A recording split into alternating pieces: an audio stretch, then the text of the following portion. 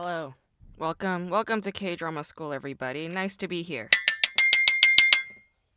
You guys, it is 8 days. 8 days until my book hits your bookstores. Order this. Order this now. K-Drama School, a pop culture inquiry into why we love Korean television. I wrote the shit out of this book, all right? I put my blood, sweat, and tears into this book. I put everything into this book. Okay? Like, I graduated into a recession, a pandemic, and inflation. I I realized I've been technically unemployed for the last 3 years. That's what I realized. I've been doing a bunch of odd jobs, gig stuff, hustle stuff. All I have is this book. Please buy it. It makes a difference. It does. And once you buy it and once you read it or listen to it, if you're going to listen to the audiobook, I read the audiobook. I read it myself. I ask that you please give it a rating on Amazon. And please rate it only if you like the book. I mean, if you hate it, don't rate it, you know? You know that saying, like, if you have nothing nice to say, don't say anything at all?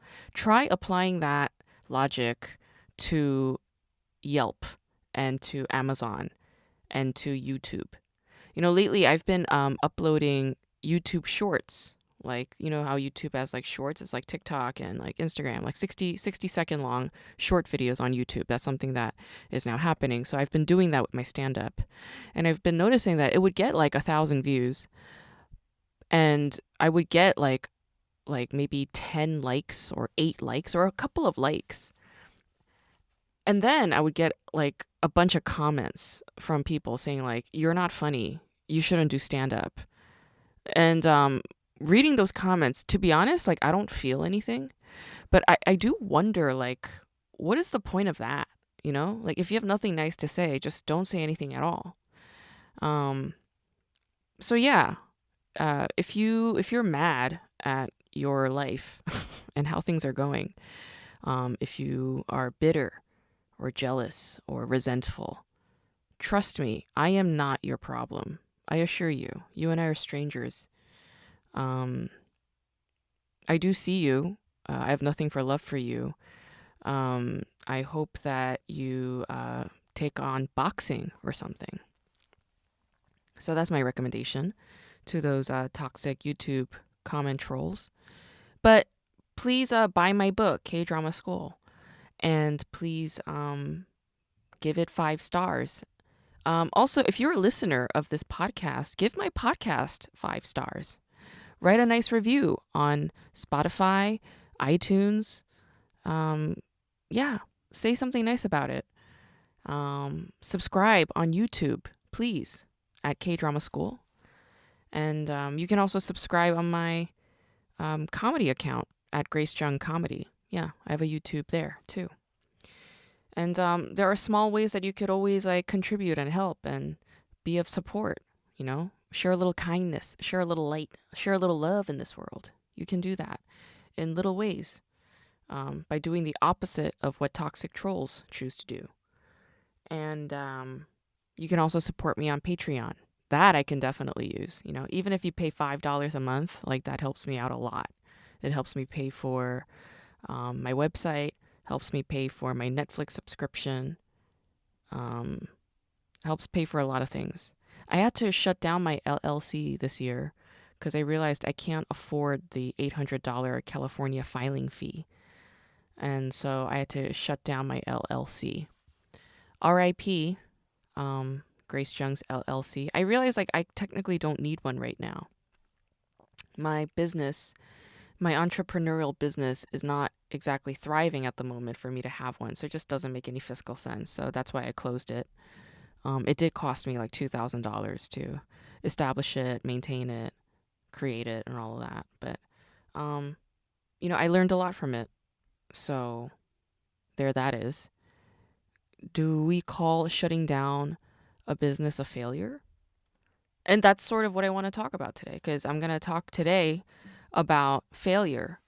I'm currently theorizing and philosophizing around the notion, the concept of failure. That is what I'm currently working on. I think I mentioned this perhaps last week. This has just been on the mind the last several weeks, but I am slowly inching my way towards back into academia. And I have a stronger sense of what I want to talk about in academia with my first academic book. Now that I have more confidence and I've put aside a lot of my like feelings and trauma and disorder stuff, I've put that aside through my trade book, K Drama School, which is like memoir and textual analysis and historical context. And like a very, simple pop history and pop culture inquiry about Korean television overall. I am working on my first academic book, and that is going to revolve around the notion of failure or redefining what failure is outside of the context of capitalist polarities and binaries. Like, what is success? What is failure? Why do we have to um, think of everything around success and failure? If we are trying to be anti-capitalistic, or if the liberal scholar declares or claims that they are being anti-capitalistic, why do they still use terms like success and failure? Why is that still going on? And so that's what I want to talk about. And I'm going to talk about the show that I've been kind of bringing up here and there. Welcome to Samdal-ri.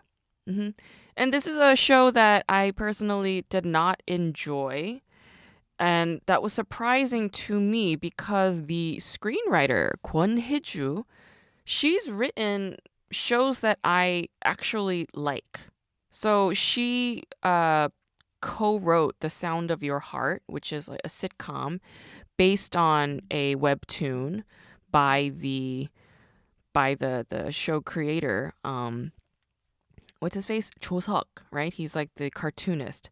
And so it was like based on that Naver web series, The Sound of Your Heart, and then they turned it into this sitcom, but with no laugh track, and it's like on Netflix, right?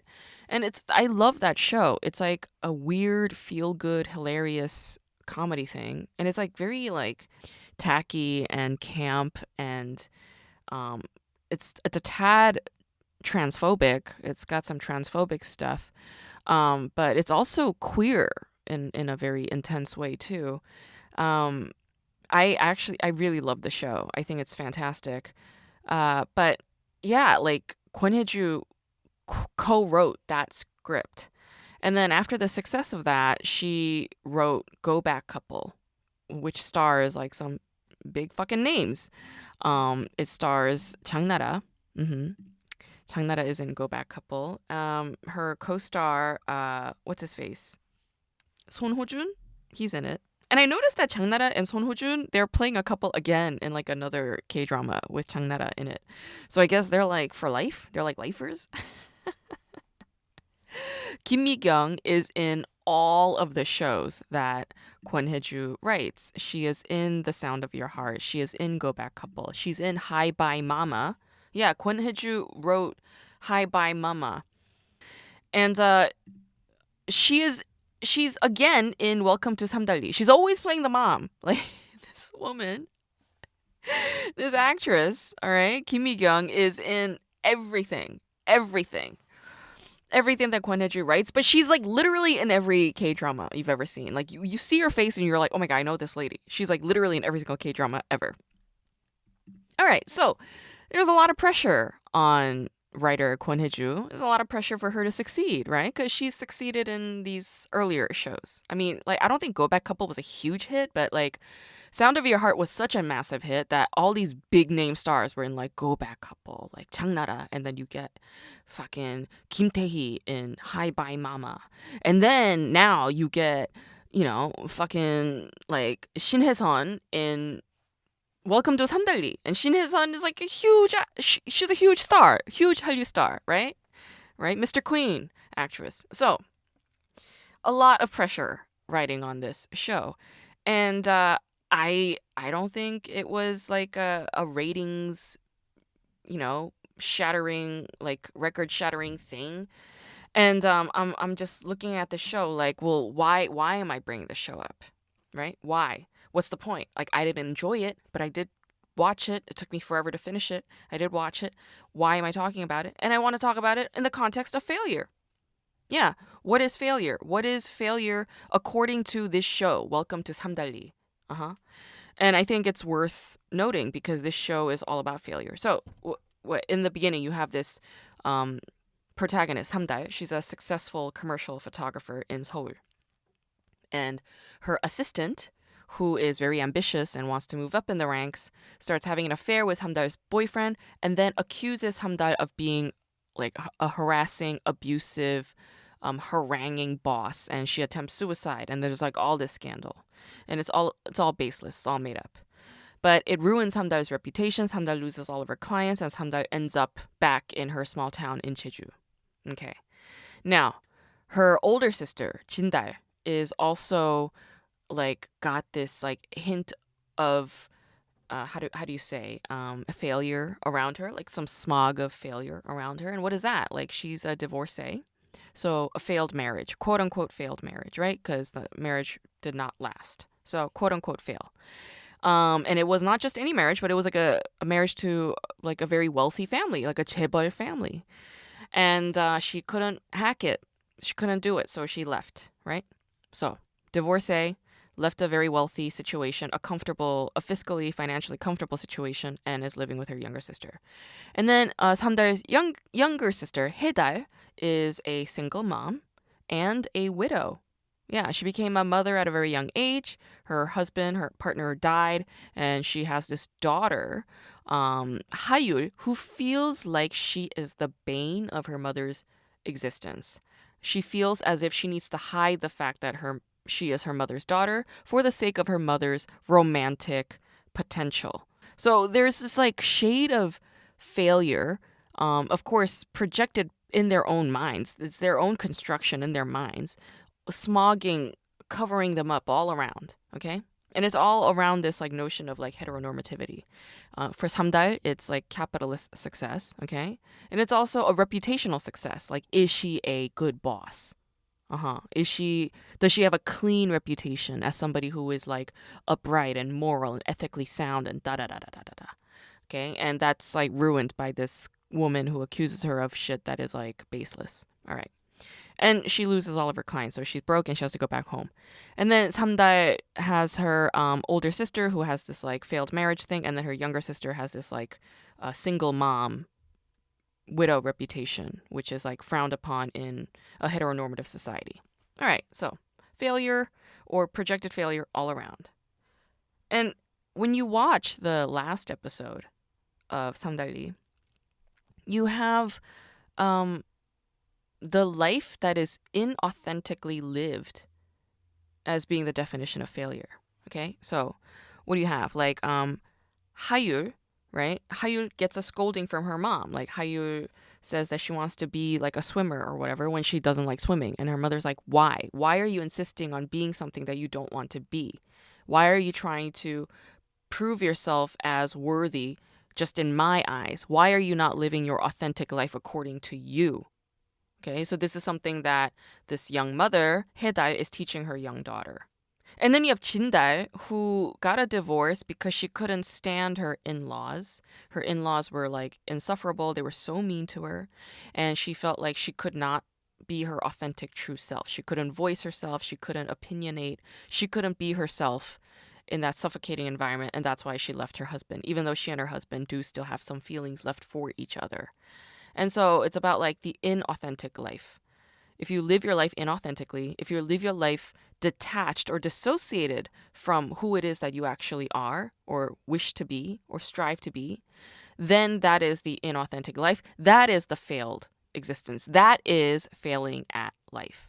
It's not these heteronormative capitalistic standards that are set arbitrarily by, I don't know, society. But it's not even society. It's like themselves, right? Like they created the rules. I was having lunch with my friend Mish today, and that's exactly what we were talking about. Like, who made up the rule? You know, like we went to this sandwich restaurant in Highland Park, and we wrote out our names because it was a 40-minute wait. And then, you know, he asked the hostess, like, could you just text me or call me? And she was like, that's against our policy. And he was like, but I mean, who made up this rule? It's like, you did. You made it up so you could break this rule anytime. Instead, the hostess was like, I am willing to come over next door to the bar where you'll be waiting at, and I will come get you there. But I don't like with the texting thing, we're not going to do. So we're like, okay, that works just as well. But it's like right now, in this very moment, you are bypassing and creating a new rule just out of thin air. You know what I'm saying? There are no rules. Rules are an illusion. There are no lines. There are no restrictions. There are no bounds. You're free. You're free to choose to live and be as you want, as you wish to be. You're making yourself suffer by abiding by these rules that you created that are making you unhappy. You see? And that's what was happening. That's what was happening at the restaurant, and that's what's happening in this fucking show. So for Samdal, what is the inauthentic life that she's living? Well, for one, she changed her name, right? She changed her name. She was like living this pretentious yuppie life, who, doesn't acknowledge or honor her like Jeju bumfuck background. She, doesn't, doesn't want to be associated with any of that, like agrarian or like seaside small town life. None of that. Doesn't want to honor, acknowledge any of that. She doesn't want to be associated with any of her friends from her past. She like created this cosmopolitan identity and continued to uphold that throughout her career, and it gave her some monetary success and some cultural currency, in society. But she saw how quickly that disintegrated, how quickly that illusion just like fell apart and became a quote unquote failure, right? By returning home. And this is hitting home with me a lot right now for me on a personal level, because I'm just like, do I need to go back home to my parents, at this age in my late 30s? Is that where I'm at? With all this education, with all this like experience and cultural currency that I've amassed, like is that my fate? Is that where I'm going to be ending up? So that's on the mind. And, I've been crying a lot, like emoting a lot around that very pressure that I created and constructed for myself in my own head. I was like constantly criticizing myself, calling myself a failure, calling myself just shameful, somebody who, doesn't even deserve to live because, she's lived her life incorrectly this whole time. Blaming myself for capitalist flaws. Yeah, there are flaws and failures in this capitalist economy. I'm feeling it. The tech industry is feeling it. I was just talking to my friend about like all these like tech industry people who are just like getting fired left and right all over the place. Not only tech industry, but the publishing industry, also the film industry and the television industry. The strike, it affected everybody. I'm definitely feeling it. Yeah, everybody's jobless. I got laid off from my seasonal work. Yeah, they cut all of my hours this past week. I lost 20 hours. It was like it was down to 5 hours, and then like even the 5 hours they took that away. So I filed for unemployment. And this was like a part-time gig, minimum wage. And I wasn't happy, so, it was coming at a good time. But like, you know what I'm saying, you guys? Like, I went to like Tender Greens. It's like a salad fast food place for an interview. And the woman interviewing me was like in her 20s, And she could feel that like she was in the energetic presence of somebody who doesn't belong at Tender Greens. She was like, I'm sorry, I don't know why I'm acting new right now. I was like, I don't know either. This is very annoying to me. Why am I talking to you? I thought I was supposed to talk to like a general manager. Why am I talking to a fucking team lead, who wasn't even expecting me, right? Ugh, so many problems. Anyway, all this to say is like, when there are economic and socio-cultural and socio-political, socio-economic failures or downturns, okay, the individual, the subject, cannot help but first blame themselves. It's just psychology. It's like literally psychology. We just all end up doing it.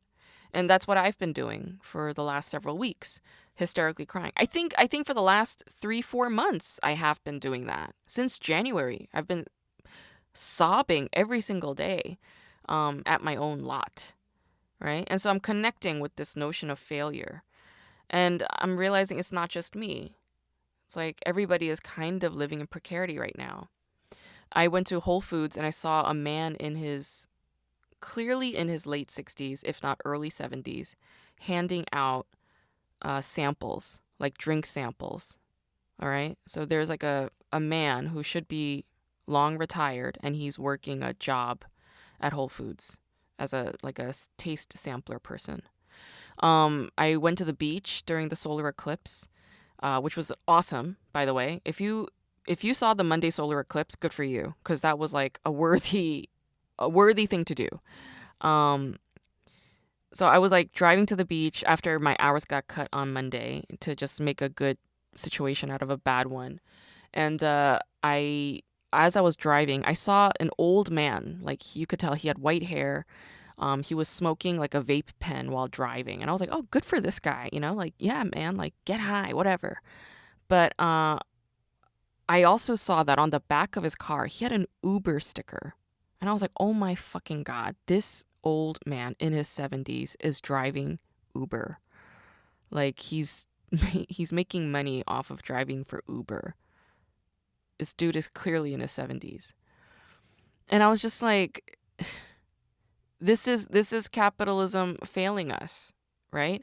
But then I was also wondering, like, what makes me assume that retirement and savings and stability, like, what makes me assume that these are a given right? And that's where things get weird for me. Like, why am I assuming that Social Security, healthcare, food, shelter, basic necessities, why am I assuming that these things ought to be a given? And I'm not trying to lean into like some libertarian, like conservative right-wing politics. That's not what I'm doing. I'm just literally theorizing or philosophizing and asking the question, where does this idea come from? Are these a given? Are these standards like food, shelter, like Social Security, health benefits, healthcare, are these a given standard? Are these like a required standard? Are these a given? And why? Why is that the given? That's where I'm just like, I don't understand. Things get a little wonky for me there. And I'm just trying to figure that out. Like, where does that come from? Because even with those things, it's still a precarious life. Life is unpredictable. Life is uncertain. Monday was a really good lesson for me in that. Monday was a magical day for me, by the way. I drove to Point Mugu Beach. I wanted to see the solar eclipse, but I didn't have solar glasses. Some woman, like a few feet away, she walked over and shared her solar eclipse glasses with me. So I got to see the solar eclipse at Point Mugu Beach. And then she and I both saw humpback whales. And then we saw orcas, like on the shore. They were like really close to the shore. Super magical. And yeah, it was just like an awesome day. And I hear that this solar eclipse is like setting the vibe for the next like 2 to 3 years. And like, she and I shared like what her intentions were. She said her intention was to slow down more and be more present. And I was like, I think that's my intention too, to be more present, to be more accepting of the moment for what it is. Because that's the only place where I could find peace, because when we think about the future, the unknowable, the unpredictable, the uncontrollable future, we have nothing but anxiety. Nothing but anxiety and paranoia. That's all the mind can do, to problematize. Assume that there is a problem and to problematize and try to problem solve. That's all the mind is capable of. And that's why cerebral stuff like intellectualizing, scholarship, knowledge, that's why this shit, there's a fucking limit to it. That's why it's not real. That's why I can't buy into all of it. But I love the message behind Samdal-ri, welcome to Samdal-ri. And I think it is very applicable to just like how to live a good life in general. Live your most authentic life. Live your life most authentically as yourself. Do not hide who and what you are. Don't be ashamed of who and what you are. You are a living human specimen, and be as human as possible. Indulge in all of your humanity, no matter what it may be, and there's no shame in it. I think that's the message there. Also, like, forgive yourself. That's a big one, right? Um, yeah, the character played by Kim Mi-kyung, like, she's just like, she's been punishing herself for decades for the death of her best friend. And yeah, it's like, forgive yourself. Be human. Be, quote unquote, a failure. This notion of failure, this concept of failure, it's not real. It's arbitrarily constructed, and it is self-projected. It is a self-binding thing. It's not from society. And even if society does say it means nothing, because it's like, well, where is society getting that from? Whatever definition of success is or failure is, it is subjective, and it is arbitrary, and it is relative. And so how do we go beyond the polarities of failure versus success? It's just go beyond those very words, and to realize, like, subjectivity, understand subjectivity, give the subjectivity as much, I don't know, power or emphasis as possible. That's how you bypass these notions of failure and success, because it's fucking arbitrary and it's not real. So that's all I have to say about that.